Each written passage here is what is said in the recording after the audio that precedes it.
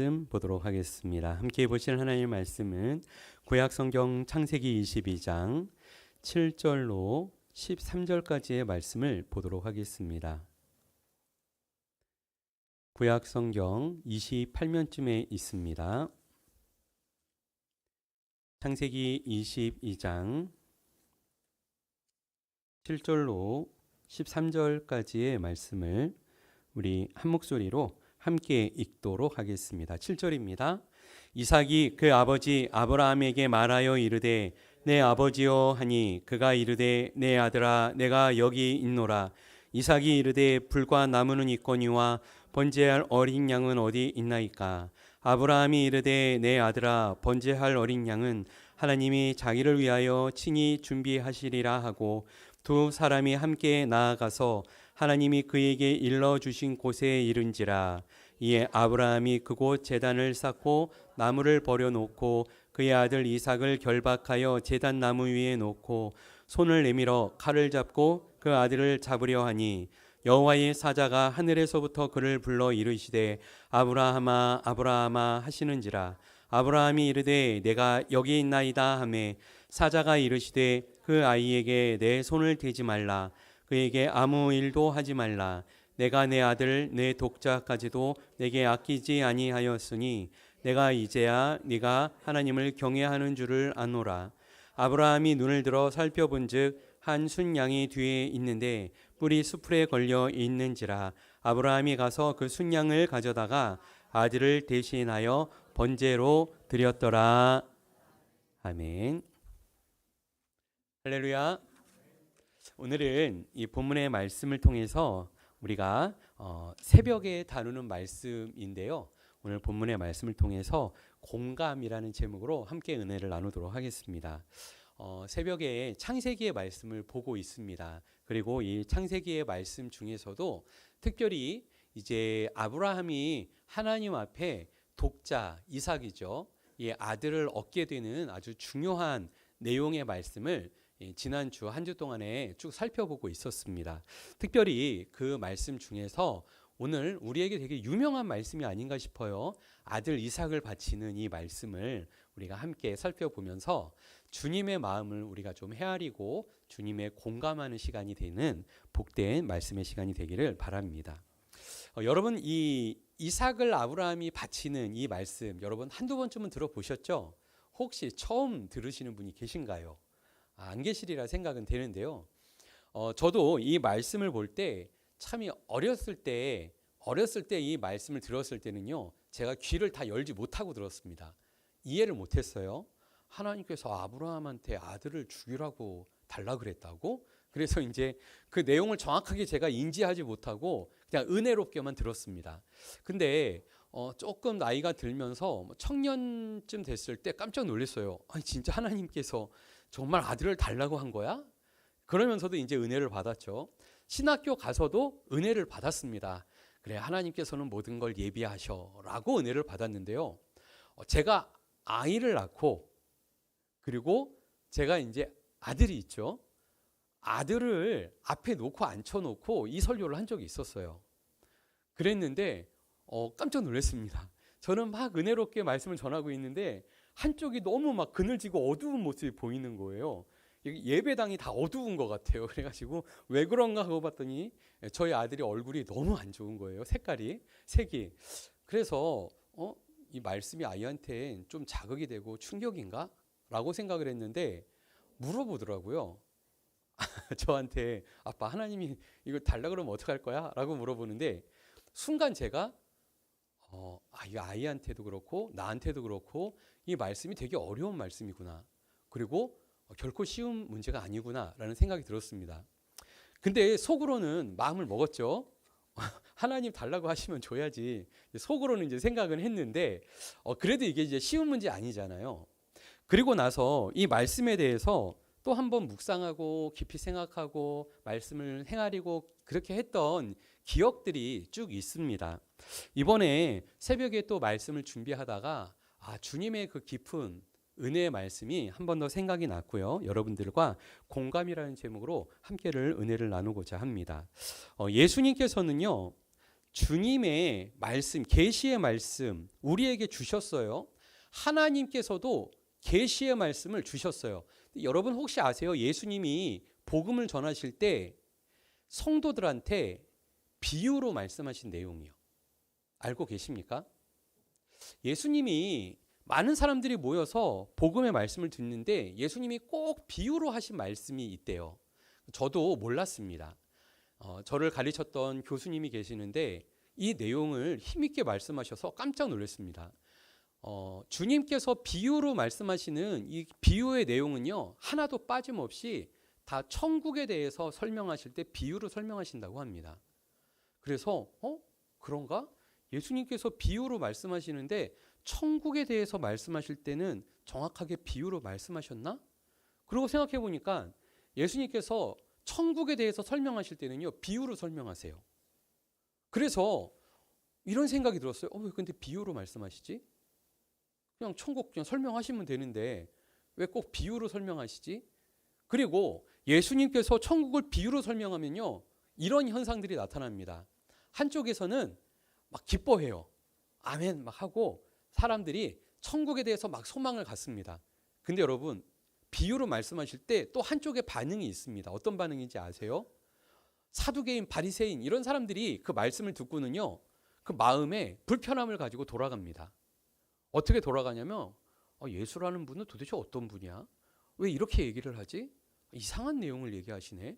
받아들여지지 않는 거예요. 그래서 저도 처음에는 이해를 못했습니다. 근데 비유로 말씀하시는 중요한 이유가 있는데요. 비유의 그 화법은 굉장히 독특한 구조를 갖고 있대요. 뭐냐면 비유로 설명을 하실 때 그 비유를 듣는 사람이 생각합니다. 내가 가지고 있는 생각이 있어요. 그 생각을 가지고 그 이야기를 들으면요, 내 생각이 그 이야기랑 연결돼 가지고 이 이야기가 이해가 됩니다. 그래서 천국에 대해서 설명할 때 내가 천국에 대한 믿음과 소망을 가지고 그 말을 듣잖아요. 그러면 천국의 문이 열리고 보이고 들리고 느껴지고 은혜가 돼요.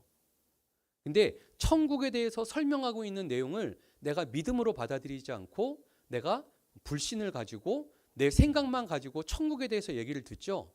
그러면은 예수님이 이상한 분으로 보입니다. 그리고 이상한 얘기하고 있네, 쓸데없는 얘기하네, 이렇게 받아들여진답니다. 왜 그런 줄 아세요? 이게 열쇠예요. 믿음이라는 열쇠가 없으면요, 비유가 받아들여지지 않고요. 그리고 천국의 말씀, 메시지가 들어와지질 않아요. 내가 그걸 열고 들어가야 하나님의 말씀이 나한테 들어오는데 내가 그 열쇠를 열 수 있는 열쇠가 없는 거예요. 그러니까 내가 가지고 있는 거 가지고 열면 뭐가 열려요? 예수님께서 말씀하신 천국 문이 열려서 천국의 그 기쁨과 감사가 딱 보여야 되는데 믿음의 열쇠가 없으면 천국의 문이 열리질 않습니다. 그리고 내가 생각하는 것만 생각납니다. 돌아갈 땐 뭐가 남냐면요, 내 생각만 남습니다. 근데 이 비유의 공식이라고 표현하는 게 낫겠어요? 하나님께서도 우리에게 말씀을 주시는데 계시의 말씀을 주실 때 완전히 다 설명하고 풀어서 주시는 경우도 있지만 이렇게 비유적인 성향들을 가지고 우리에게 주시는 부분도 좀 있는 것 같아요. 그래서 오늘 이 창세기 22장에 이 이삭을 바치는 본문의 말씀을 우리가 좀 더 깊이 있게 생각해 보고 은혜를 받았으면 좋겠습니다. 자, 오늘 본문의 말씀에 저와 여러분들이 열쇠 하나를 가지고 들어갔으면 좋겠어요. 그것은 무엇이냐면 지금 창세기 15장부터 쭉 진행되면서 이제 18장을 지나서 아브라함이 아들 이삭을 얻었습니다. 이삭을 얻는 이 특별한 과정에서 지난주에도 말씀드렸던 것 같아요. 아브라함은요, 특별한 자리에 특별한 사람으로, 특별한 믿음의 사람으로 하나님께서 불러주셨어요. 그리고 그 자리에 앉혀주셨고 특별한 사이가 되었습니다. 이제는요, 여러분, 아브라함은 아들을 낳기 전에 아브라함이 있고요, 아들을 낳고 나서 아브라함이 있습니다. 하나님께서 약속을 주셨는데요, 약속을 받고 그냥 약속만 알아요. 약속을 모를 때 그 아브라함이 있고요, 약속을 받고 언약이 체결되고 하나님의 은혜 안에서 하나님의 택한 자로서 이제 하나님하고 친구가 됐어요. 하나님하고 이야기를 나눌 수 있어요. 하나님한테 기도할 수 있는 그러한 자리에 들어선 아브라함이 있습니다. 이 차이 설명드렸죠. 그 차이를 가지고 보자는 얘기예요. 하나님께서 오늘 22장의 내용을 보면 아브라함을 찾아오십니다. 그리고 이렇게 말씀을 하세요. 그 일 후에 계속해서 하나님께서 찾아오셔서 그 특별한 아브라함을 만나주고 계셨는데 그 아브라함에게 이렇게 말씀을 하세요. 하나님께서 아브라함을 시험하시려고 그를 부르셨는데 아브라함아 하시니 그가 대답을 합니다. 여기 있습니다. 그랬더니 하나님이 아브라함한테 뭐라고 얘기하냐면 너의 아들, 너의 사랑하는 독자 이삭을 내게 바쳐라. 독자 이삭을 데려다가 모리아 땅으로 가서 내가 내게 일려준 한 산 거기에서 번제로 바쳐라. 이렇게 하나님께서 딱 말씀을 하시는 거예요. 저도 처음에는 이 말씀 딱 들었을 때 무슨 생각이 들었는지 아십니까? 와, 뭐 하나님이 왜 이러시지? 우리 하나님은 어떤 분이신데 이런 걸 달라고 하시지? 라고 생각을 하면서 처음에는 그런 생각이 안 들었어요. 근데 조금 지나니까 이런 생각이 저한테 들던데요. 우리 하나님 나쁜 분 아니야? 왜 좋은 걸 달라 그러지? 주셨는데 왜 달라 그러지? 자, 그 다음에 생각은 뭐냐면요. 하나님께서 좋은 걸 달라고 하시는 분인가? 우리 하나님 왜 그러셔? 그리고 아니 잠깐 보고 줄게 뭐 이러시면 좀 낫겠어요. 낫겠는데 야, 줘봐가 아니라 야, 죽여서 줘. 이렇게 말씀하시는 거예요. 그러니까 이거 제가 생각할 때는요. 우리 하나님 이상한 하나님 같은데? 저의 불편함은 거기에 있었어요. 하나님께서 시내 산에 모여있는 이스라엘 백성들한테 모세를 통해서 하나님이 당신이 어떠한 분인지를 알려주고 계세요. 근데 여러분, 하나님께서 이스라엘 백성들을 데려다 놓고 난 이런 나쁜 하나님이야. 니들 잘 봐. 이런 거 가르쳐 주려고 하실까요? 야, 니들 몰랐지? 여기까지 데리고 온 거 봤지? 나는 말이야 사실은 나쁜 하나님이야. 이게 하나님의 의도이실까요? 제가 말하면서도 하나님 죄송합니다. 하나님이 들으시고 되게 기분 나빠하실 것 같아서 좀 죄송한 마음이 드는데 하나님은 그런 의도가 절대 아니시겠죠. 하나님께서는 이스라엘 백성들에게 시내산에서 지금 이 말씀을 하고 계시는데요. 목적이 있고 분명한 의도가 있으시다는 얘기예요. 아브라함이 어떤 사람인가를 생각할 때 우리는 이 사건을 보면서 이렇게 생각하기 쉬워요. 아브라함은 나야. 그 다음부터 이제 이 내용은 확 바뀌어 버립니다. 나한테 아들을 내놓으라고? 그러면 이제 고민됩니다. 그것도 각을 떠서 번제로 드리라고? 그러면요, 이게 상처가 될 수도 있어요.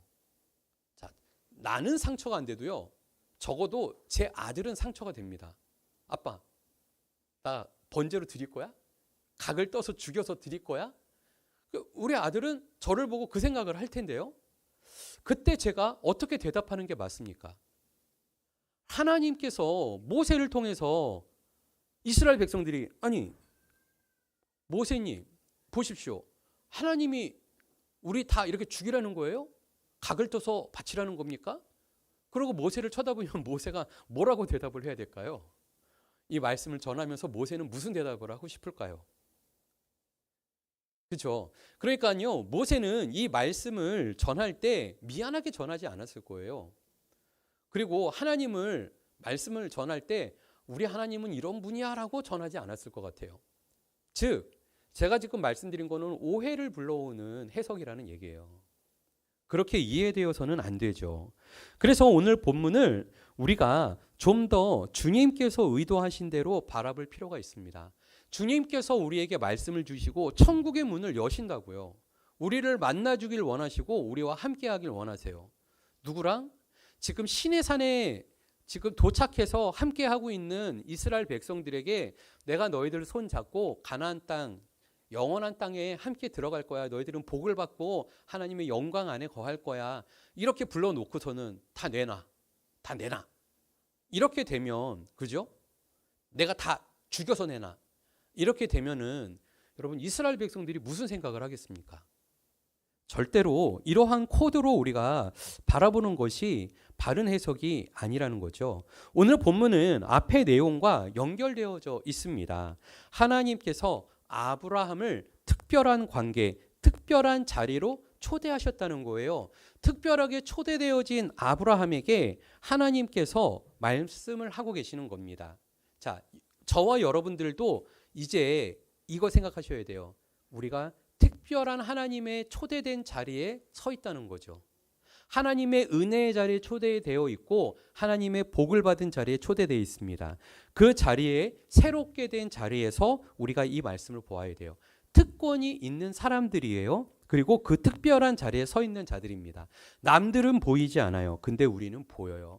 남들이 누리지 못하지만 우리는 누리는 자예요. 하나님의 은혜와 사랑을 받고 얻고 누리는 자예요. 그 자리에서 이 말씀을 보셔야 돼요. 자, 이제 하나의 렌즈를 껴드렸어요.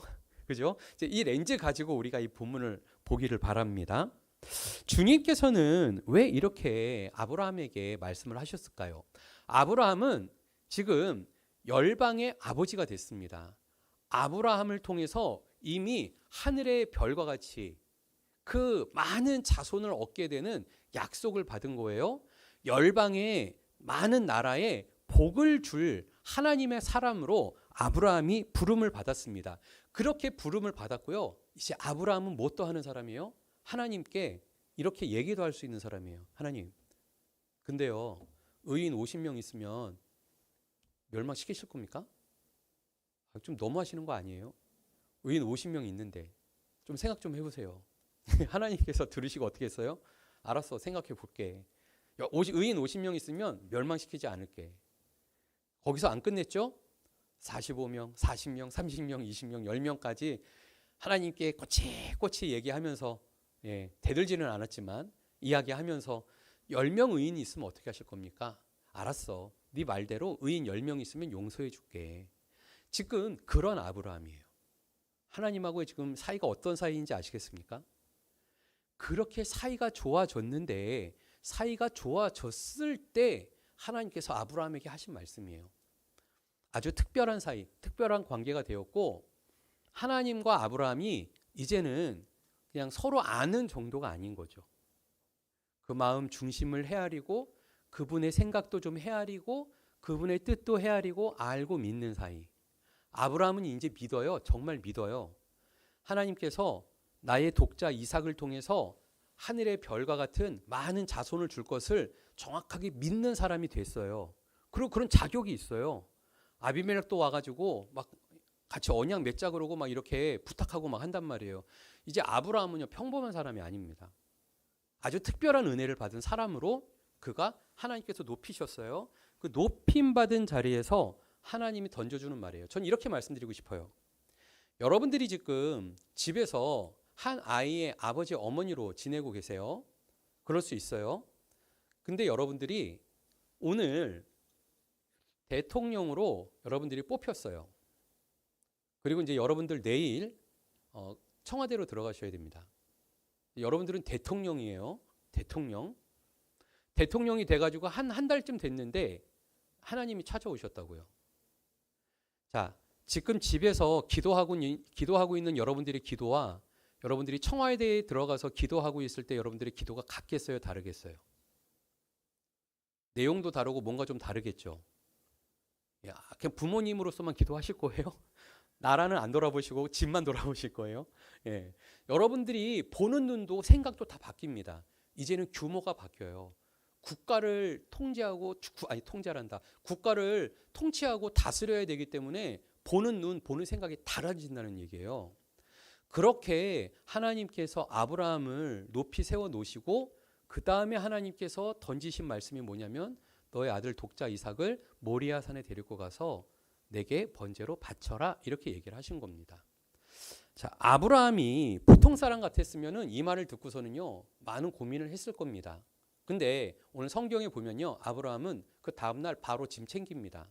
나귀에 짐 싣고 나무 장작 가져다가 그리고 하인들 데리고 이삭을 붙잡고 그리고 출발합니다.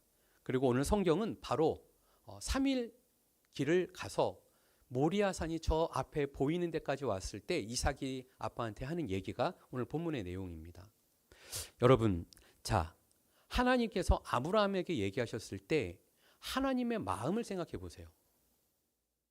아브라함은 아무것도 몰라요. 그냥 하나님께서 갑자기 말씀하셨으니까 알겠습니다 하고 믿고 따라왔습니다. 하나님께서 아브라함에게 그 말씀을 하셨는데 아브라함이 그 말 듣고 여기까지 왔어요. 자, 하나님의 마음은 어떨까요? 내가 지금 무슨 일로 어떻게 해서 뭘 계획하고 있는지 뭐 자세한 얘기도 안 해줬어요.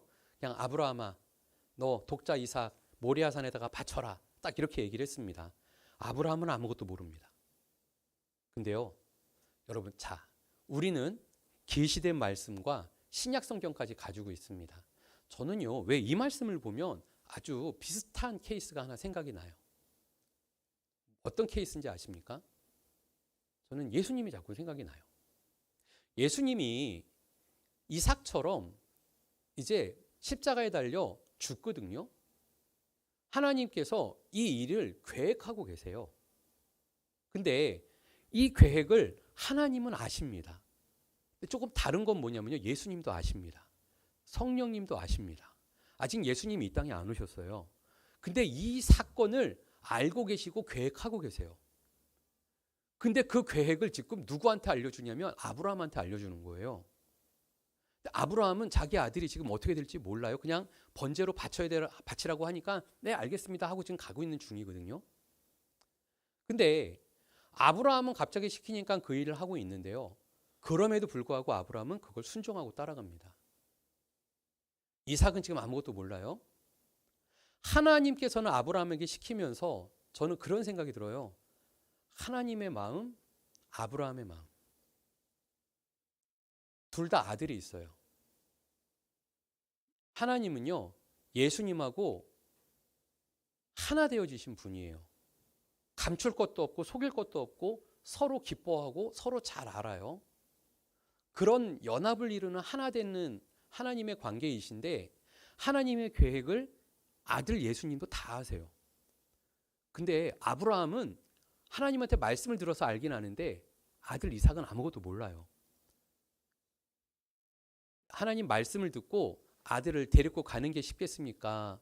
모든 걸 다 알고 아들을 거기까지 데리고 가는 게 쉽겠습니까? 아무것도 모르고 데리고 가는 아들이 몰라요?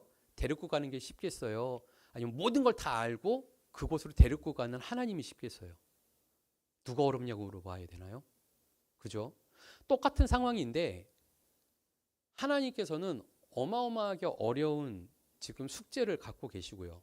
아브라함의 똑같은 숙제를 함께 공유하고 있습니다. 근데 그 아브라함이 그 말을 듣고 하나님 말씀대로 따라가고 있는 거예요. 그리고 이제 이삭하고 같이 가는데 아들이 묻습니다. 아니 아버지, 근데 좀 이상해요.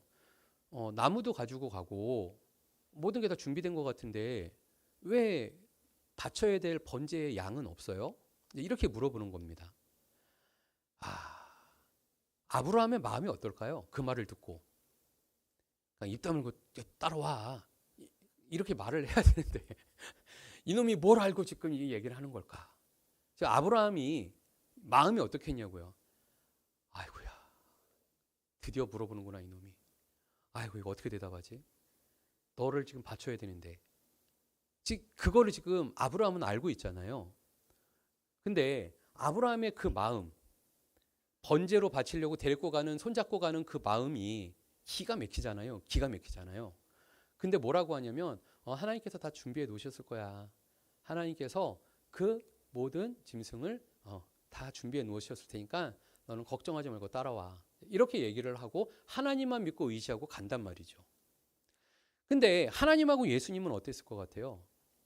예수님께서 이 땅에 오십니다. 이 땅에 보내셔서 이 땅에 오십니다. 이 땅에서 30년을 보내셨습니다.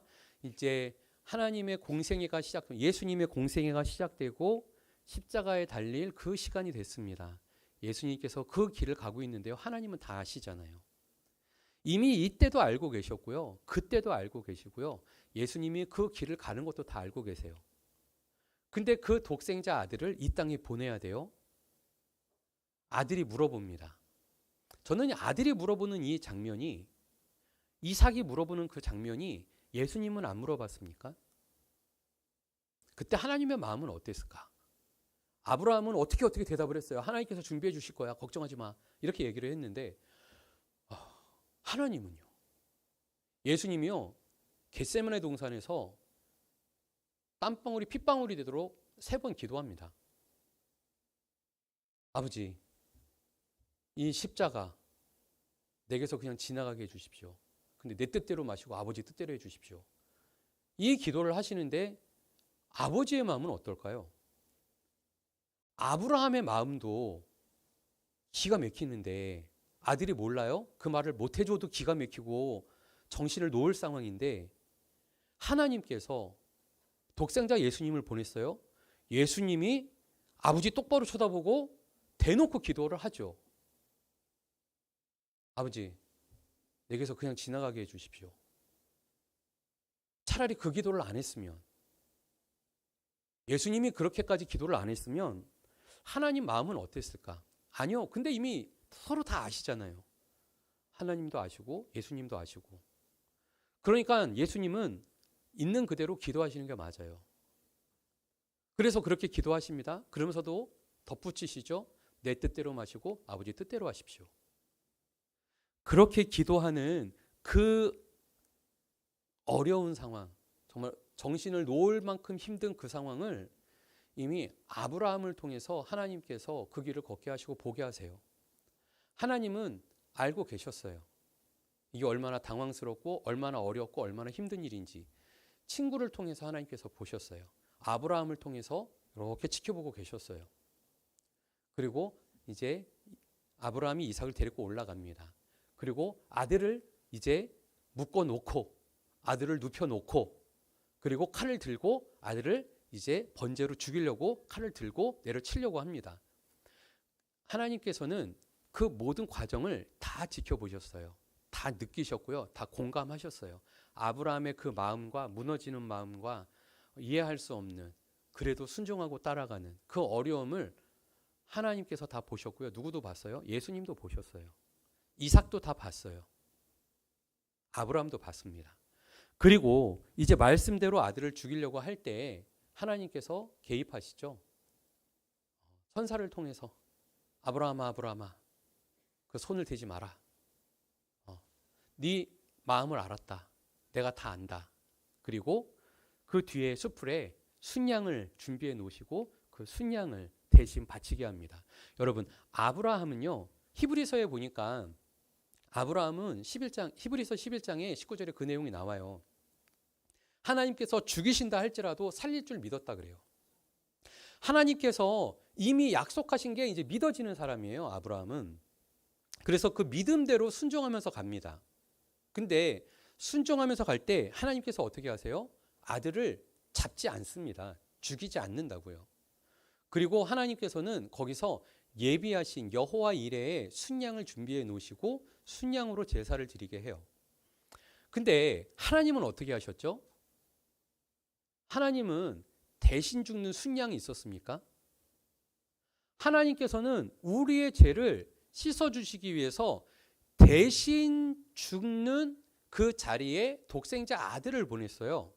그래서 아들 대신 뭘 죽일 수 있는 상황이 아니라 우리 대신에 보낸 그 순양이 예수님이었다고요. 그래서 대체할 게 없어요.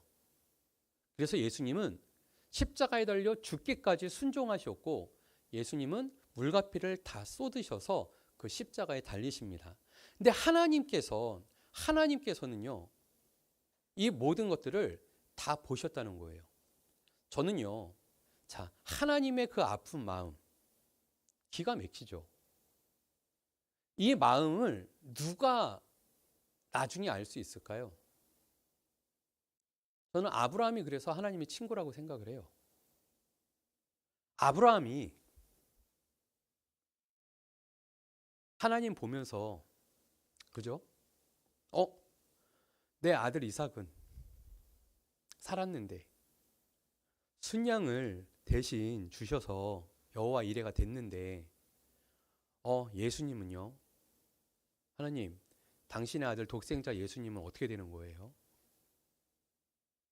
네, 길이 없어요. 그게 길이에요. 그게 길.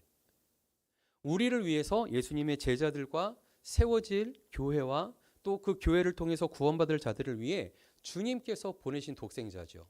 그 예수님을 통해서 이 길을 예비해 놓으셨기 때문에 예수님은 그 길을 가십니다. 십자가에 달려 죽으십니다. 그리고 물과 피를 다 쏟는 그 자리에 그 높은 데 저주하는 십자가 위에 달리신 것이 예수님의 십자가였다라는 것이죠. 우리는 예수님을 바라볼 때요, 우리는 공감할 수 있어야 돼요. 하나님께서 아브라함을 부르셔서 아브라함에게 믿음만 주신 게 아니고요, 하나님의 마음을 알게 하시고 공감하게 하시고 깨닫게 하셨어요. 우리는 뭐 세상 사람들을 이야기할 수 있어요. 세상 사람들과 얘기하면서 공감할 수 있습니다. 여러분들은 하나님을 얼마큼 공감하십니까? 예수님의 마음을 얼만큼 공감하십니까? 우리가 예수님을 믿는다고 하면서 주님의 거룩한 백성이라고 하면서 하나님의 마음 앞에 얼만큼 공감을 하고 있냐는 거죠. 주님께서는 아브라함을 통해서 이스라엘 백성들을 부르고 계세요. 이스라엘 백성들은 이제 아브라함을 통해서 무엇을 보냐면요, 하나님의 마음을 보는 거예요. 그리고 그 독생자가 아직 오지 않았습니다. 아직 오려면 멀었잖아요. 구약이니까. 그럼에도 불구하고 하나님께서는 이미 구약에서 아브라함을 통해서, 그죠? 시내 산에서 이스라엘 백성들에게 이 사건을 보여주시고 이 사건을 알려주셨습니다. 그래서 오늘 믿음의 성도들이 이 말씀을 보면서요, 하나님의 마음을 알 수가 있다는 거예요. 이제 말씀을 맺겠습니다. 주님께서는요, 우리에게 말씀하시고 우리와 함께 하십니다. 그래서 하나님의 나라를 이루십니다. 아브라함과 이삭을 통해서 하나님의 마음을 주님께서 주셨어요. 그래서 주님께서 그 뜻을 이루어 주셨습니다. 내 씨가 내 대적의 성문을 차지하게 될 것이고, 그리고 언약의 복음 안에서 아브라함은 이제 모든 민족의 아버지가 될 것에 대해서 주님께서 이 사건 이후에 하나님의 그 약속을 다시 아브라함에게 허락해 주세요. 하나님의 말씀의 결과는 무엇이에요? 보세요. 이삭의 이 사건을 통해서 아브라함이 더 특별하고 더 큰 복을 받느냐? 그게 아닙니다.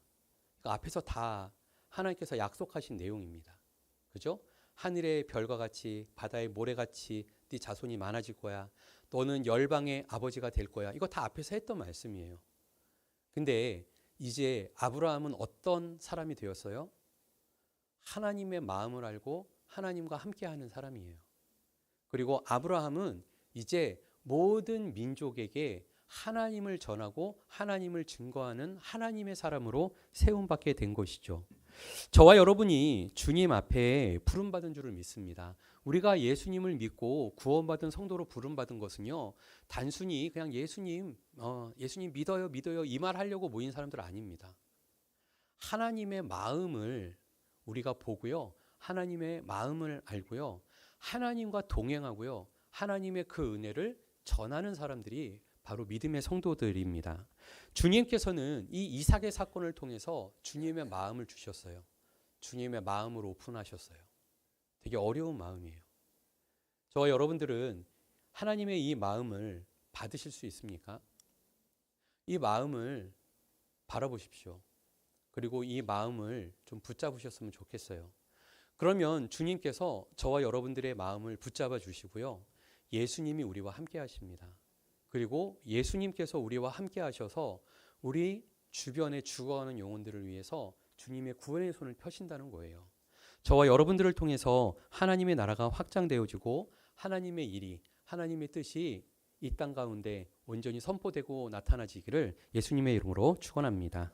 기도하겠습니다. 사랑의 주님, 감사합니다. 오늘 말씀을 통해서 주님과의 공감에 대해서 함께 살펴보았습니다.